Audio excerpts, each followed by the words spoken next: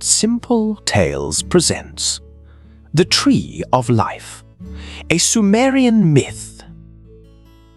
Have you ever wondered why every age dreams of a tree whose roots touch the earth and whose branches reach toward the heavens? Many search for power that lasts forever. Others search for the secret of eternal life.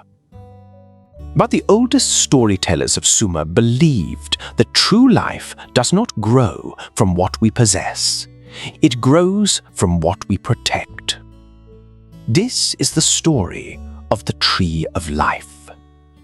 Long before the first cities rose beside the Tigris and Euphrates, the gods shaped a sacred garden where heaven and earth seemed to meet. At its heart stood a tree unlike any that has ever grown again. Its roots drank from the first waters hidden beneath the earth. Its trunk was so wide that 10 people together could not have embraced it. Its branches stretched so high they seemed to disappear into the heavens. Every leaf shimmered like polished jade. Every fruit glowed with the quiet light of dawn. The gods called it the Tree of Life. It was never meant to make anyone immortal. It existed so that life itself would continue flowing through the world. As long as the tree flourished, rivers would run, fields would bloom, birds would sing, children would laugh. The great goddess Inanna loved the sacred garden more than any palace. Each morning, she walked beneath the great tree. She brushed fallen dust from its roots. She poured fresh water around its trunk, though the tree needed none. She believed gratitude should always be shown, never merely spoken. One quiet morning, a single leaf drifted silently through the still air. It landed at her feet. Inanna frowned. She had never seen the Tree of Life lose a leaf before. The next morning, another fell, then another. Soon the branches began to wither. The rivers no longer sang with the same joy. Flowers opened more slowly beneath the morning sun. Even the wind seemed tired. Inanna placed both hands against the ancient trunk. The bark felt cold. Far beneath the roots, something was feeding upon the life of the tree. She summoned the oldest spirits of earth and sky. Together they searched every branch, every root, and every hidden spring. At last, they found the truth. Deep beneath the roots coiled a great serpent. Its scales were as black as cooled obsidian.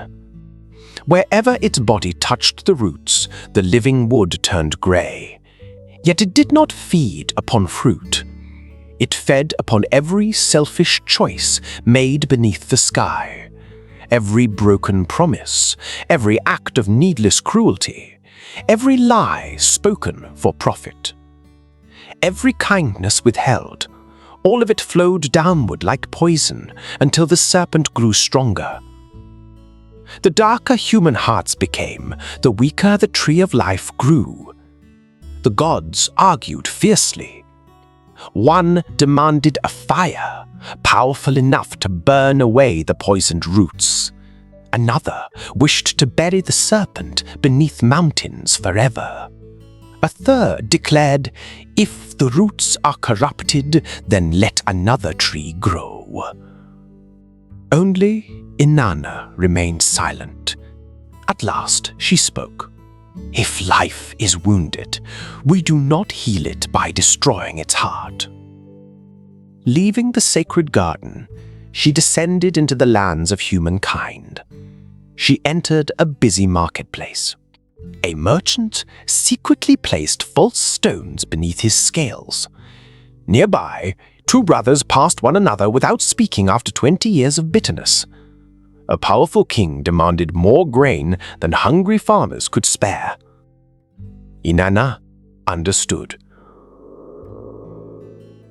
The serpent had not been born beneath the tree. It had been fed, one selfish choice at a time. She returned to the garden and invited people from every corner of the land. She did not command them. She simply said, "Bring no gold. Bring no jewels. Bring only one act of kindness that asks for nothing in return." Many laughed. What can kindness do against a monster? Still, some came. A hungry child shared half his bread with another. A farmer divided his last sack of seed with a neighbor whose fields had failed. A merchant forgave a debt that could never be repaid.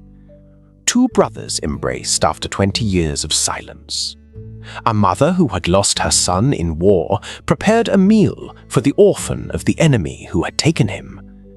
As each act of kindness was done, a tiny golden light rose into the evening sky. No one saw them except Inanna. Like countless fireflies, they drifted toward the sacred garden. One by one, they settled among the roots of the tree of life. The leaves slowly brightened. Fresh blossoms opened across every branch. The rivers found their song again.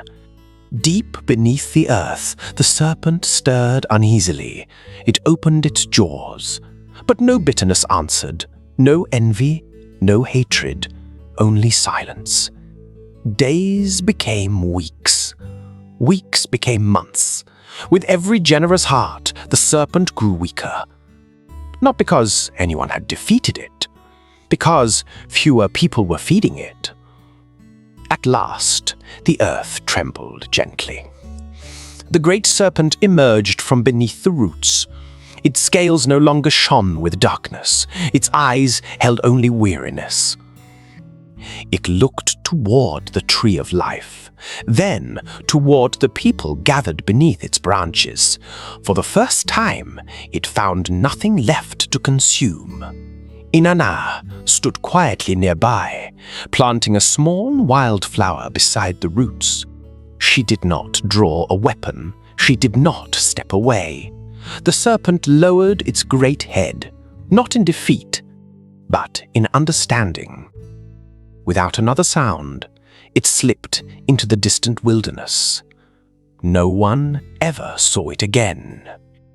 The tree of life blossomed more beautifully than before. Fresh springs burst from the earth around its roots. Birds returned before the flowers did, as though even they knew the world was healing.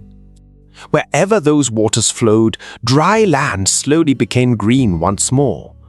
The oldest spirit beside Inanna smiled. "You have saved the tree of life."